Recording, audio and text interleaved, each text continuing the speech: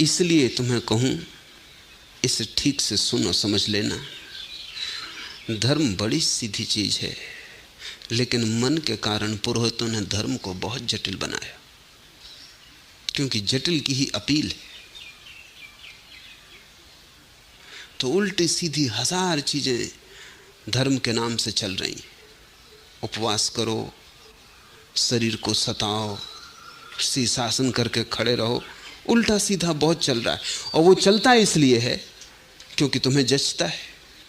अगर मैं तुमसे कहूं कि बात बिल्कुल सरल है, बात इतनी सरल है कि कुछ करना नहीं है, सिर्फ खाली शांत बैठ के भीतर देखना है, तुम मुझे छोड़ के चले जाओगे।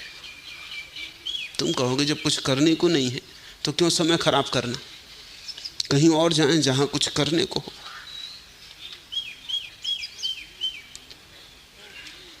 सौ गुरुओं में 99 जटिलता के कारण जीते हैं।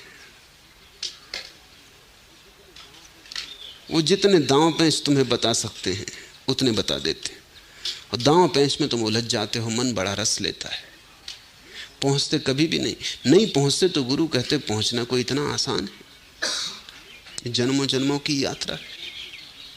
नहीं पहुंचते तो गुरु समझाते हैं कि तो कर्मों का बड़ा जाल है, कहीं इतने जल्दी होने वाला है। कभी हुआ है ऐसा? जन्मों जन्मों तक लोग चेष्टा करते हैं, तब होता है।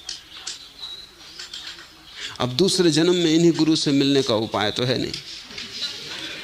पिछले जन्म में जिन गुरुओं ने जटिल साधनाएं दी थी उनसे मिले इस जन्म में, कि पूछ लो कि भाई अब भी नहीं हुआ। वो बात ही नहीं होती, क्योंकि दोबारा मिलने का कोई उपाय नहीं। मिल भी लो तो पहचान नहीं होती। तुम खुद को भूल गए हो, तुम्हारे गुरु भी अपने को भूल गए। इसलिए धंधा चलता है, जटिलता पर सारा खेल है। तुम समझो इसे,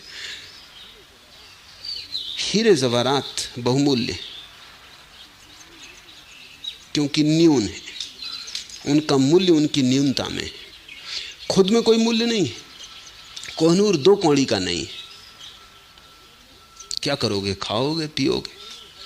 समझ लो कि कोहनूर हर सड़क पर पड़े हो, कंकड़ पत्थरों की तरह पड़े हो, फिर क्या करोगे? कोहनूर की कीमत खत्म हो जाएगी। दुनिया भर में हीरे जवाहरात जितने हैं उतने बाजार में लाए नहीं जाते, क्योंकि बाजार में लाने से उनकी कीमत गिर जाएगी। बड़े बड़े भंडार हैं हीरे जवाहरातों के, उनको रोक के रखा जाता है, और धीरे धीरे बहुत कम संख्या में हीरे जवाहरात बाहर निकाले जाते, क्योंकि अगर उनको सारा का सारा निकाल दिया जाए तो उनकी कीमत ही मिट जाए। इसी वक्त उनकी कीमत उनकी न्यूनता में। कोहिनूर एक है इसलिए मूल्यवान है। क्या कारण होगा इसके मूल्य का? इतना ही कि इसको पाना कठिन है। 4 अरब मनुष्य हैं और एक कोहिनूर है, तो 4 अरब प्रतियोगी हैं और एक कोहिनूर है। बड़ा जटिल मामला है। 4 अरब पाने की कोशिश कर रहे हैं और एक कोहिनूर है। बहुत कठिन है। गांव गांव, सड़क सड़क, पहाड़ जंगल, सब जगह कोहिनूर पड़े हों, कौन फिक्र करेगा? और कोई अगर बादशाह रणजीत सिंह या एलिजाबेथ अपने मुकुट में लगाएगी तो लोग हंसेंगे कि इसमें क्या है। कोहिनूर तो गांव गांव पड़े, बच्चे खेल रहे हैं। न्यूनता का मूल्य है, क्योंकि न्यूनता के कारण पाने में जटिलता पैदा हो जाती। कुछ चीजों के मूल्य बाजार में बहुत ज्यादा रखने पड़ते हैं, इसलिए वो बिकती। अगर उनके मूल्य कम कर दिए जाएं तो उनको खरीदार न मिले। अभी बड़े मजे का अर्थशास्त्र है। तुम सोचते होगे कि चीज़ों के दाम कम हो तो ज़्यादा खरीदार मिलेंगे। कुछ चीज़ें ऐसी हैं कि उनके खरीदार तभी मिलते हैं जब उनके दाम इतने हों कि ज़्यादा खरीदार ना उनको खरीद सके। रॉल्स रॉयस खरीदनी हो तो कितने खरीदार खरीद सकते हैं? उसका मूल्य इतना ऊंचा रखना पड़ता है कि जो उसे खरीद ले वो उसकी प्रतिष्ठा बन जाए कि रॉल्स रॉयस खरीद ली। वो प्रतिष्ठा का सिंबल है, प्रतीक। उसका मूल्य इतना है नहीं जितना मूल्य चुकाना पड़ता है। मगर लोग पागल हैं, और मन का ये पूरा खेल है। अगर तुम्हें परमात्मा ऐसे ही घर के पीछे मिलता हो तो तुम्हें रस्सी खो जाए। तुम कहो ये तो जन्मों जन्मों की बात है, ऐसे कहीं मिलता है। ऐसे परमात्मा अचानक एक दिन आ जाए और तुम्हें उठा ले कि भाई मैं आ गया। तुम बड़ी प्रार्थना वगैरह करते थे, शीर्षासन लगाते थे, अब हम हाजिर, बोलो। तुम फौरन आंख बंद कर लोगे कि ये सच हो ही नहीं सकता। ऐसा हुआ कि मुल्ला नसरुद्दीन ने जाल फेंका और एक मछली पकड़ ली। मछली इतनी बड़ी थी कि कभी सुनी भी नहीं गई थी। सिर्फ मछुओं की कहानियों में कि मछुए एक दूसरे को बताते हैं कि 10 मन की मछली पकड़ ली, मगर कोई मानता नहीं। सब समझते हैं कि गप मार रहा है, और मछुओं से ज़्यादा गपवाज दूसरे नहीं होते, क्योंकि वो मछलियों की कहानियाँ बताते रहते हैं कि इतनी बड़ी मछली पकड़ ली, कि इतनी बड़ी मछली ठहरी हुई थी सागर के तट पर कि हम बैठ के उसकी पीठ पर रोटी पकाए और मछली को पता ना चला। जब तक मछली को पता चला तब तक हमारी रोटी पक गई, भोजन कर चुके, तब वो हिली, इतनी बड़ी थी। एक बड़ी मछली पकड़ ली, भीड़ लग गई। नसरुद्दीन ने सब तरफ से उस मछली को जाकर देखा, सिर हिलाया और कहा कि नहीं, ये सच है ही नहीं, ये झूठ है, ये तो एक गप है, इसको कौन मानेगा। उसने कहा भाइयों मुझे सहायता तो इसको सागर में फेंक देने दो, ये मछली है ही नहीं, ये एक झूठ है। अगर परमात्मा ऐसी आ जाए चुपचाप और कहे कि मैं आ गया, तुमने याद किया था, तो तुम भरोसा ना करोगे, तुम कहोगे ये एक झूठ है, कोई सपना देख रहा हूं, ये हो ही नहीं सकता। तुम सरल को मान ही नहीं सकते। और मैं तुमसे कहता हूं परमात्मा ऐसा ही आता है। अगर तुम्हारे मन की टेढ़ी मेढ़ी चाल ना हो, अगर तुम सीधे सरल होकर बैठ जाओ, तो परमात्मा ऐसे ही आता है कि उसकी पग ध्वनि भी नहीं सुनाई पड़ती। एक क्षण पहले नहीं था और एक क्षण बाद है। अचानक तुम उससे भर गए हो, उसके मेघ ने तुम्हें घेर लिया है, उसके अमृत की वर्षा होने लगी। तुम कभी ये भी ना समझ पाओगे कि मेरी क्या योग्यता थी और परमात्मा आया, क्योंकि योग्यता की बात तो तर्क की बात है। परमात्मा कुछ किसी योग्यता से थोड़ी मिलता है। तुम कभी समझ ही ना पाओगे कि मेरी पात्रता क्या थी, मैंने क्या किया था जिसकी वजह से परमात्मा मिला, क्योंकि करने से थोड़ी ही परमात्मा मिलता है। वो तुम्हें मिला ही हुआ है, तुम्हारे करने के पहले मिला हुआ है, तुम्हारे होने के पहले मिला हुआ है। तुम उसे खो ही नहीं सकते। मन की टेढ़ी मेढ़ी चाल कि तुम्हें लगता है खो गया, फिर खोज का सवाल उठता है। जिसे कभी खोया नहीं उसे तुम खोजने निकल जाते हो। जिस दिन परमात्मा मिलता है उस दिन प्रसाद रूप अकारण मिला ही हुआ है। तुम जरा बैठो, तुम दौड़ो मत, तुम थोड़े मन को विसर्जित करो, तुम मन की मत सुनो, तुम मन के धुएं से जरा अपने को मुक्त करो और पार ले जाओ। तुम जरा मन की घाटी से हटो, थोड़ा सा फासला मन से, और परमात्मा से सारी दूरी मिट जाती। इसे हम ऐसा कह सकते हैं कि जितना मन के पास हो तुम, उतने परमात्मा से दूर, जितने मन से दूर उतने परमात्मा के पास। बस ऐसा ही सीधा साफ गणित है। जितने मन से दूर उतने परमात्मा के पास। जिस दिन मन नहीं उस दिन तुम परमात्मा हो। परमात्मा को तुमने खोया नहीं है, मन को तुमने पा लिया है, यही तुम्हारी अड़चन है। चलत कत टेढ़ो टेढ़ो रे, नौ द्वार नरक धरी मुंदे, तू दुर्गंध को बेड़ो रे। क्यों इतना तिरछा चलता है और क्यों इतनी अकड़? क्योंकि अकड़ के कारण लोग तिरछे तिरछे चलते। पैसा मिल जाए तो आदमी अकड़ के चलता है, इलेक्शन में जीत जाए तो देखो पैर जमीन पे नहीं पड़ते, तिरछा तिरछा चलता है। कबीर कह रहे हैं कि तेरी अकड़ का कोई कारण समझ में नहीं आता, नाहक ही अकड़ा हुआ है। अगर सच्चाई कहनी है तो अकड़ का तो कोई भी कारण नहीं है। 9 द्वार नरक धरी मुंदे, तेरे ही 9 द्वारों के कारण नरक में गिरेंगे। 9 द्वार हैं शरीर के 9 छिद्र, आंख, कान, नाक, शरीर के 9 छिद्र, जिनसे मन अपनी वासना को संसार में फैलाता है। जिन द्वारों से मन बाहर जाता है, पदार्थ से चिपटता है, दूसरे को पकड़ता है, परिग्रह बनाता है, लोभ, काम, क्रोध को पैदा करता है।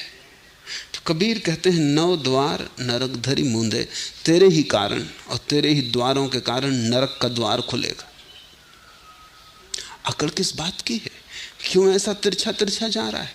तू दुर्गंध को बेड़ो रे, और मैंने तुझसे कभी कोई सुगंध उठते देखी नहीं, सिवाय दुर्गंध के तुझसे कभी कुछ उठा नहीं।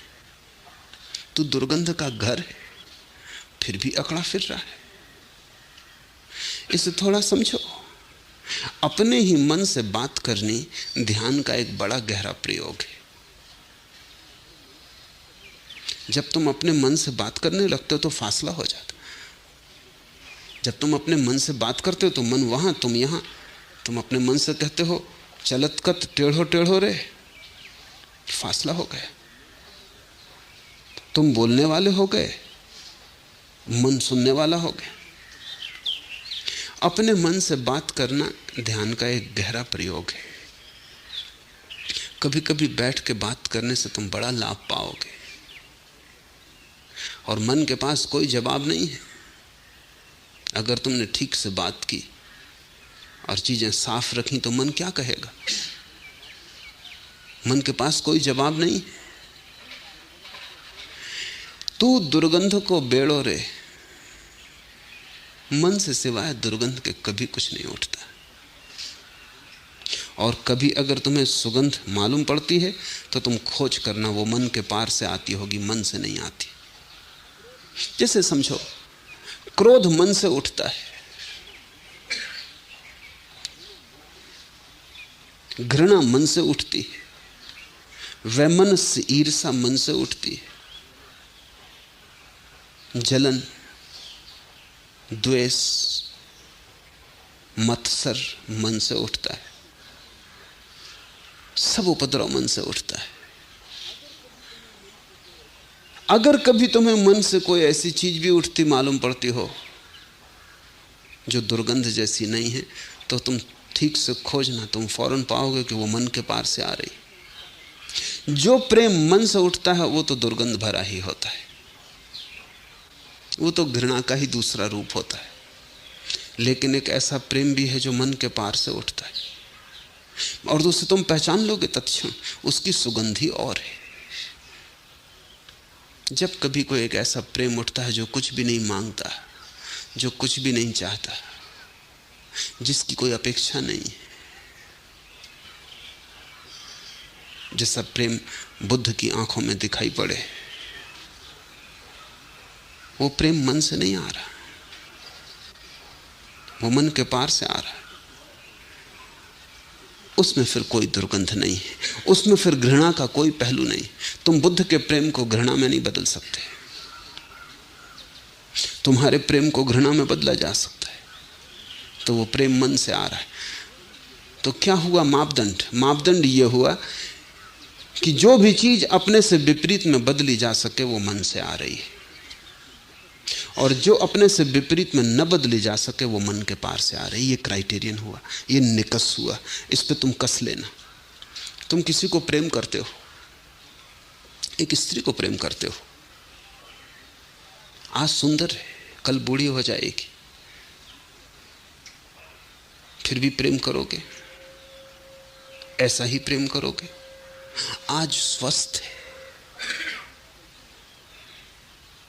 कल बीमार हो जाए, कैंसर ग्रस्त हो जाए, कि कोढ़ आ जाए, सारा शरीर गलने लगे, फिर भी तुम ऐसा ही प्रेम करोगे।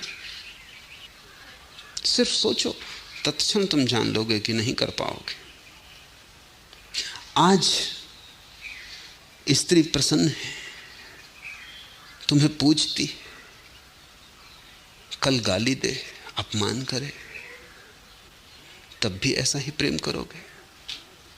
आज तुम्हारे पीछे छाया की तरह चलती है, तुम्हारे अहंकार को भरती, कल किसी और की तरफ प्रेम की नजर से देख ले, तब भी तुम ऐसा ही प्रेम करोगे। कल किसी और के पीछे चलने लगे, किसी और की छाया बन जाए, तब भी तुम ऐसा ही प्रेम करोगे। तो तुम्हारा प्रेम सशर्त है, उसमें कंडीशन है, वो लेन देन है। और अगर स्त्री ने किसी और को प्रेम कर लिया तो प्रेम करना दूर, तुम इसकी हत्या कर दोगे, तुम इसे गोली मार दोगे। तुम्हारा प्रेम घृणा में बदल सकता है। जो चीज अपने से विपरीत में बदल जाए, समझना कि मन से आ रही है, क्योंकि मन के पास द्वैत है, मन के पार अद्वैत है। अगर तुम्हारा प्रेम घृणा में न बदल सके, अगर तुम समझ लो कि यह संभव ही नहीं है कि मेरा प्रेम घृणा में बदल जाए, खोजना गौर से। अपने को धोखा देने का कोई सार नहीं है, क्योंकि किसी और को तुम धोखा नहीं दे रहे। तुम्हारी शांति अशांति में बदल सकती है तो समझ लेना मन का ही खेल है। तुम अगर ऐसी शांति को अनुभव करो जो कि कुछ भी न बिगाड़ सकेगा, जिसे कोई विघ्न बाधा न डाल सकेगा, तुम्हारी अशांति ऐसी हो, तुम्हारी शांति ऐसी हो कि उसे अशांति में बदलने का कोई उपाय ना हो सकेगा, चारों तरफ तूफान चलता रहे तो भी तुम्हारी शांति अडिग बनी रहेगी, तो तुम समझ लेना कि कुछ मन के पार से आ रहा है। मन के पार से जो आता है वो विपरीत में बदल नहीं सकता, क्योंकि उसका विपरीत है ही नहीं, वो अद्वैत से आ रहा है, उससे अन्य कोई है ही नहीं। कभी कभी तुम्हें सुगंध की खबर मिल सकती मन से भी, लेकिन वो सुगंध मन की नहीं है। मन से तो दुर्गंध ही उठती है, और जो भी तुम मन से करोगे तुम्हारा जीवन उतना ही दुर्गंध से भरता जाएगा। अगर तुम दुर्गंध से भर गए हो तो चेतो, कब तक मन पर भरोसा किए जाओगे? काफी कर लिया। हर चीज की हद होती है। चलतकत टेढ़ो टेढ़ो रे, नौ द्वार नरक धर मूंदे, तू दुर्गंध को बेड़ो रे। घर है तू दुर्गंध का, 9 द्वार खुलते हैं तो उससे नरक के, और अकड़ के तू चलता है। कुछ समझ में बात आती नहीं। कबीर अपने मन से कहते हैं, जे जारे तो होई भस्म तन। और जब जलाया जाएगा तो शरीर के साथ शरीर भस्म होगा, राख हो जाएगा, तू भी राख हो जाएगा। रहित किरम उही खाई, अगर कोई टुकड़े बच गए शरीर के आग से तो कीड़े मकोड़े खा लेंगे। अकड़ किस बात की है? किस लिए इतना सिर ऊंचा किए चल रहा है? ये पताकाएं किस लिए फहराए जा रही हैं? झंडा उठाने जैसा कुछ भी तो नहीं। सूकर स्वान काक को भाखिन, छोड़ देगी चेतना, उड़ जाएगा पखेरु। हंस यात्रा पर निकल जाएगा तो तुझे सूअर, कुत्ते, कौए भक्ष बना लेंगे। तामे कहा भलाई, कुछ बात समझ में नहीं आती कि क्यों तू इतना अकड़ा है। फूटे नैन हृदय नहीं सूझे, मति एक ही नहीं जानी। तेरे कारण पाया तो कुछ भी नहीं, खोया बहुत। और बड़ी से बड़ी चीज जो खो दी है मन के कारण, वो है फूटे नैन हृदय नहीं सूझे। मन ने कब्जा कर लिया है इतनी तीव्रता से कि हृदय को बिल्कुल अलग ही तोड़ दिया है। मन की आंख सजग है और हृदय की आंख मन ने बिल्कुल अंधी कर दी, जैसे आंख पर तेजाब डाल दी हो हृदय की। फूटे नैन हृदय नहीं सूझे, तुझसे मिला तो कुछ नहीं, पाया तो कुछ नहीं, हृदय के नैन तूने फोड़ डाले। तूने कब्जा कर लिया आंखों पर। तू एक अधिकारी हो गया, मोनोपोलिस्ट। तू कहता है हमसे ही देखो, और मन समझाता है कि हृदय अंधा है, देखना है तो हमसे देखो। मन कहता है प्रेम अंधा है, देखना है तो हमसे देखो, नहीं तो भटक जाओगे। और प्रेम एकमात्र आंख है। मन अंधा कहता है। मन तुम्हें हृदय की नहीं सुनने देता। जब तुम सुनते ही नहीं बड़े बड़े लंबे लंबे समय तक, तो धीरे धीरे हृदय की आवाज धीमी धीमी धीमी धीमी पड़ती जाती। और मन का शोरगुल इतना है कि वो आवाज सुनाई नहीं पड़ती। थोड़ा मन विदा हो, तुम्हारी थोड़ी दूरी बढ़े, तो पहली दफे तुम्हें पता चलेगा तुम्हारे भीतर हृदय भी है। और हृदय यानी एक अलग ही लोक, हृदय यानी एक नया ही आयाम, जीवन को जानने पहचानने की एक नई कीमिया। तुम नए ही हो जाओगे जब तुम हृदय से देखोगे। वही चीजें जो तुमने मन से देखी थी, वही चीजें तब तुम हृदय से देखोगे, तुम पाओगे बात ही बदल गई। अगर तुम मन से परमात्मा को देखोगे तो पत्थर से ज्यादा दिखाई नहीं पड़ेगा। अगर हृदय से तुम पत्थर को देखोगे तो परमात्मा से अन्यथा नहीं दिखाई पड़ेगा।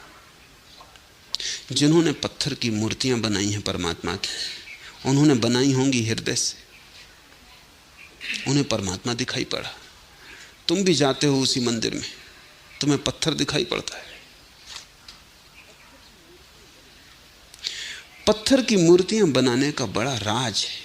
राज यही है कि अगर हृदय की आंख हो तो पत्थर दिखाई पड़ता ही नहीं, पत्थर रूपांतरित हो जाता है। पत्थर एक ऐसे अलौकिक रूप से आविष्ट हो जाता है कि कबीर ने कहा है, महिमा कही न जाए।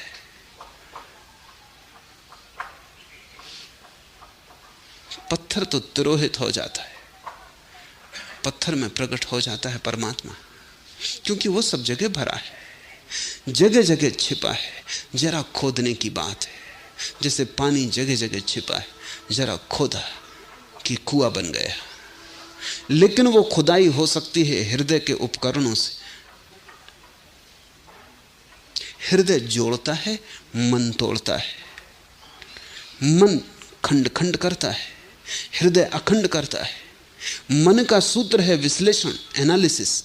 हृदय का सूत्र है संश्लेषण, सिंथेसिस।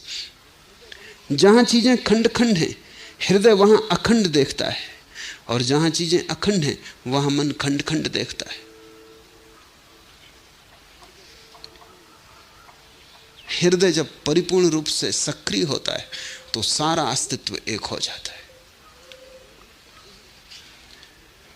कबीर कहते हैं, पाया तो तुझसे कुछ भी नहीं, फूटे नैन हृदय नहीं सूझे। आंख फोड़ दी तूने, दृष्टि मिटा दी तूने, और हृदय की सारी सूझ खो गई। प्रेम के पंख काट डाले तूने, प्रार्थना का उपाय न छोड़ा। यही तेरी उपलब्धि है। मति एक नहीं जानी, और प्रज्ञा की एक किरण तूने नहीं जानी, और न तूने जानने थी।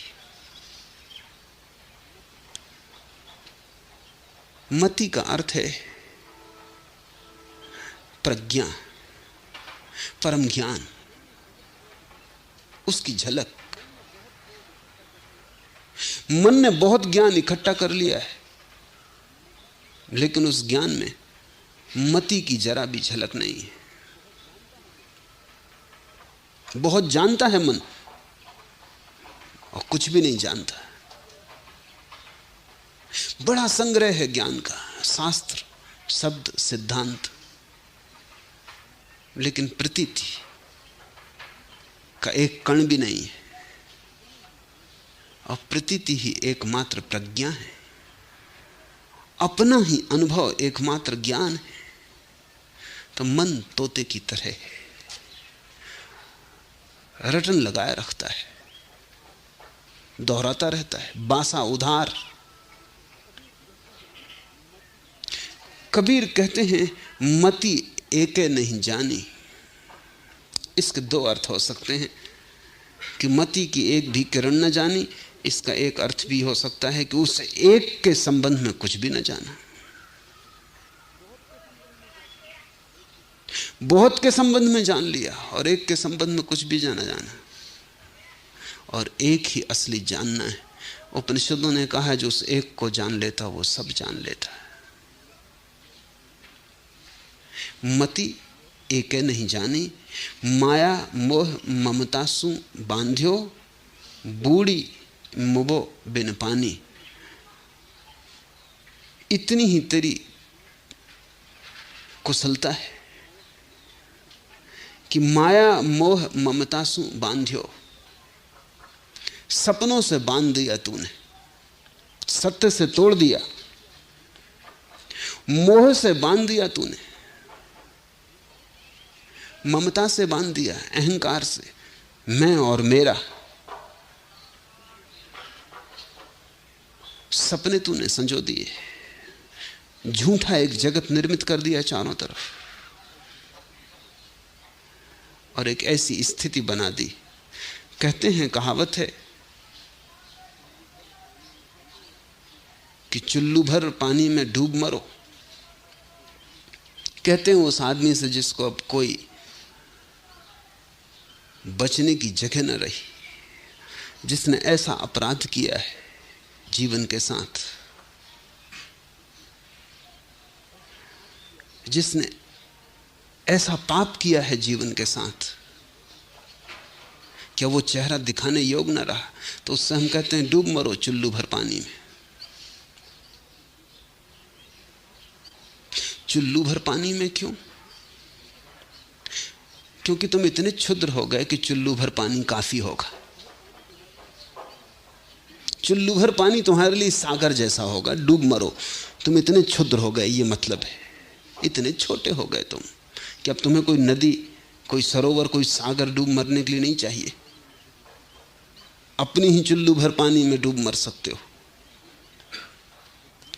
कबीर कहते हैं, लेकिन तेरी कृपा से ऐसी स्थिति आ गई कि बूढ़ी मुवो बिन पानी, बिना ही पानी के डूब मरो।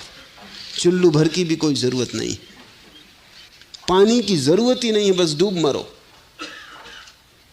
तूने इतना क्षुद्र बना दिया, तूने इतना छोटा बना दिया, और विराट को, जिसकी कोई सीमा न थी, जिसका कहीं अंत ना आता था, असीम को तूने ऐसी गति में डाल दिया कि अब बिना पानी के मरने की अवस्था है। बूढ़ी मुवो बिन पानी, बारू के घरवा में बैठो। अकड़ किस बात की है तेरी? ये वार्तालाप बड़ा प्यारा है।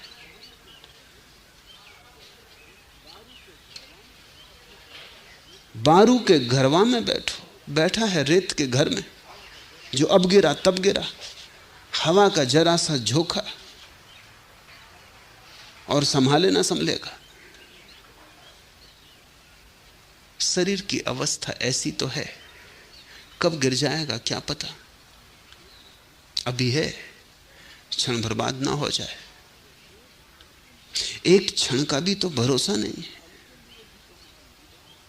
एक पल के लिए भी तो हम आश्वस्त नहीं हो सकते कि ये कल भी बचेगा। महाभारत में छोटी सी कथा है। एक भिखारी ने भीख मांगी, युधिष्ठिर कुछ काम में लगे थे, कहा कल आ जाना। भीम पास में बैठा था,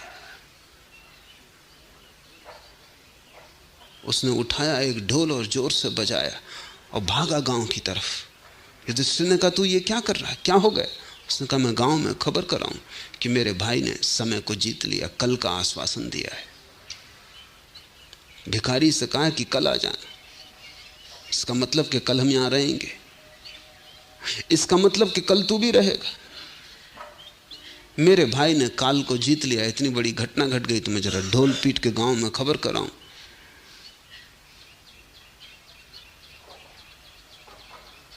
युधिष्ठिर को बात समझ में आ गई, दौड़े भिखारी को वापस ले आया और कहा क्षमा कर, कल का क्या भरोसा, तू अभी ले जा। बारू के घरवा में बैठो, चेतत नहीं आयाना, और अब तक चेतता नहीं। और ऐसा भी नहीं कि कोई पहली दफा बैठा, बहुत बार बैठ चुका बालू के घर में, और बहुत बार घर गिर गया, मगर फिर बना लेता है। चेतत नहीं आयाना, अयाना का अर्थ है अब तक, अभी तक। अभी तक चेतता नहीं।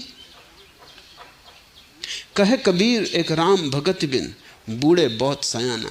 और सयाने होने की अकड़ मत कर, क्योंकि एक राम भगत बिन, बूढ़े बहुत सयाना। बड़े बड़े ज्ञानी डूब गए, सिर्फ एक ही सहारा है जो बचाता है, वो है परमात्मा से प्रेम, राम भगति।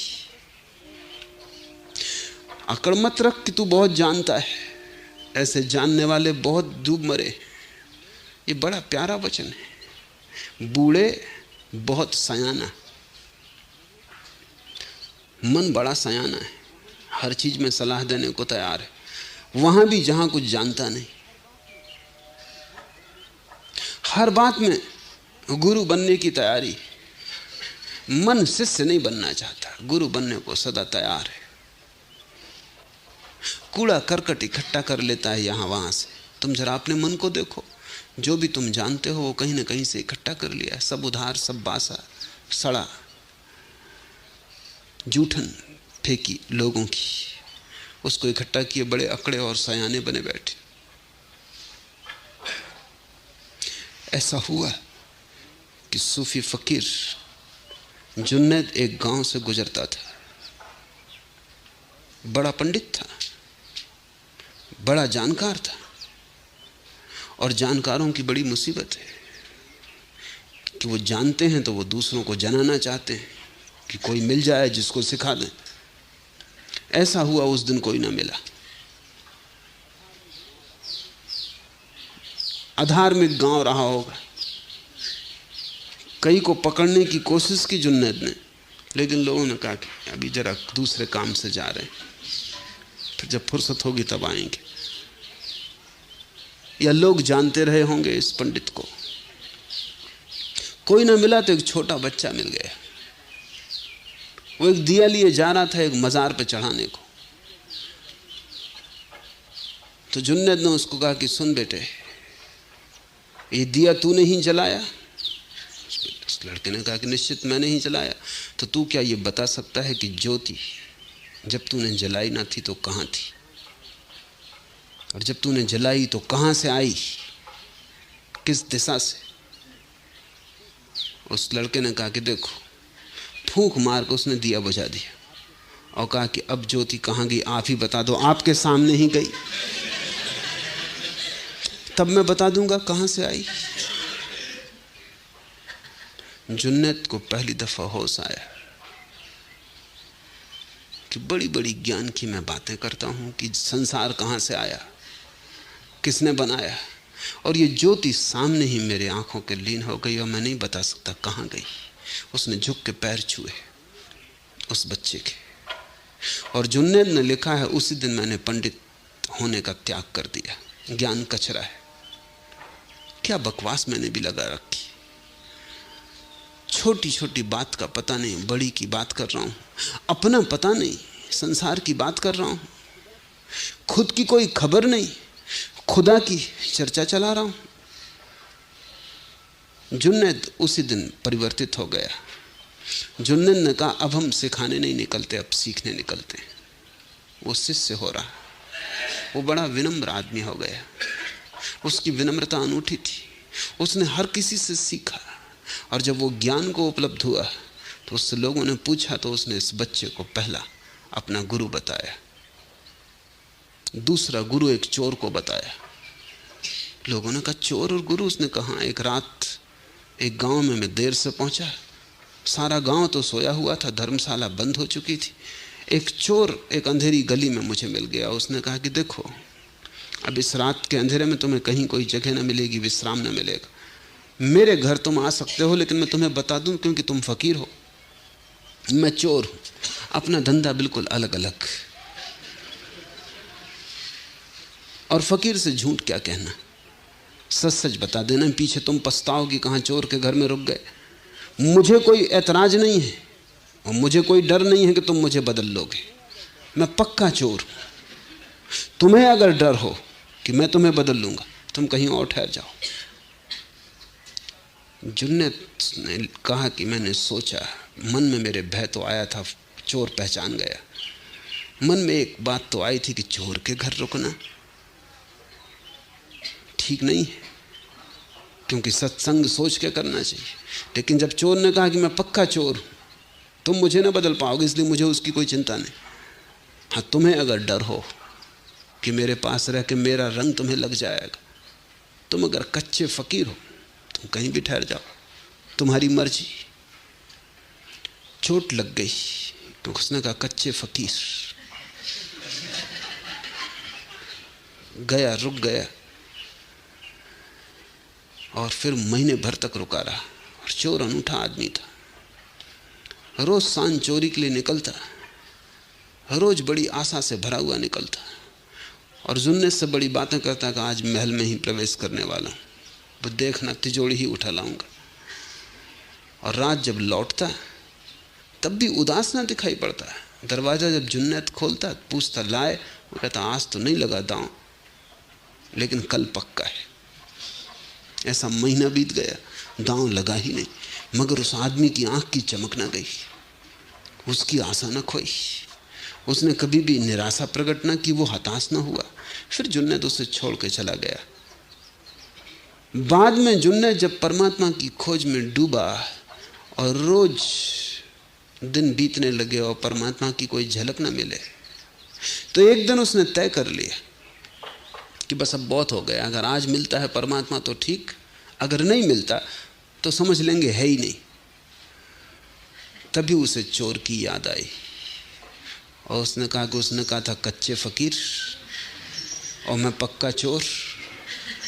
और वो चोर साधारण संपत्ति खोज रहा है लेकिन निराश नहीं, और मैं परम संपत्ति को खोजने निकला हूं और इतने जल्दी हताश हो गया। फिर जाग गया और फिर उस चोर ने मेरा साथ दिया, उसकी स्मृति ने साथ दिया। और जब तक मैंने परमात्मा ना पा लिया तब तक मैं चोर के सहारे ही चला। इसलिए दूसरा मेरा गुरु वो चोर। ऐसे उसने 9 गुरु गिनाए, उसने सबसे सीखा। जब तक तुम मन का भरोसा किए हो, मन बड़ा सयाना है, उसे सीखने की जरूरत नहीं, वो सीखा ही हुआ है, वो जानता ही है।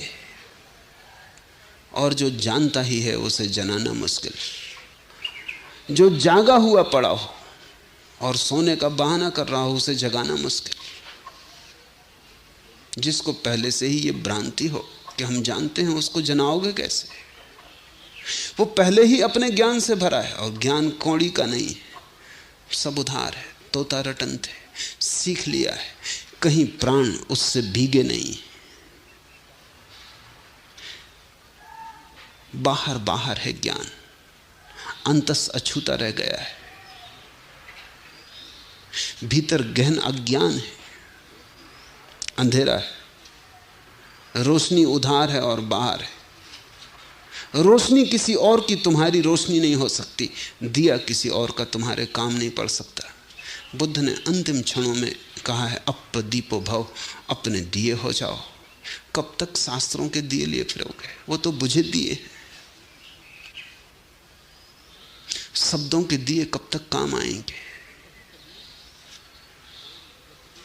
कहे कबीर एक राम भगत बिन बूढ़े बहुत सयाना, कहते हैं चलत कत टेढ़ो टेढ़ो रे, और तेरे जैसे बहुत ज्ञानी डूब गए। अकड़ मत, ये झंडा मत उठा, तिरछा तिरछा मत चल, तेरे सयानेपन में कुछ सार नहीं है, बचे तो केवल वे। कहे कबीर एक राम भगत बिन बूढ़े बहुत सयाना, बचे तो केवल वे जिन्होंने राम का सहारा ले लिया। राम के सहारे का अर्थ है जिन्होंने एक का सहारा ले लिया, और वो एक तुम्हारे भीतर छिपा है।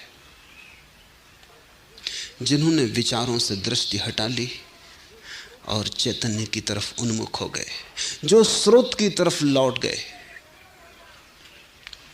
जो गंगोत्री में पहुंच गए, जहां से सब आया है, जहां से सब फैलाव हुआ है, जो उस मूल उद्गम पर पहुंच गए, और वो उद्गम तुम्हारे भीतर है।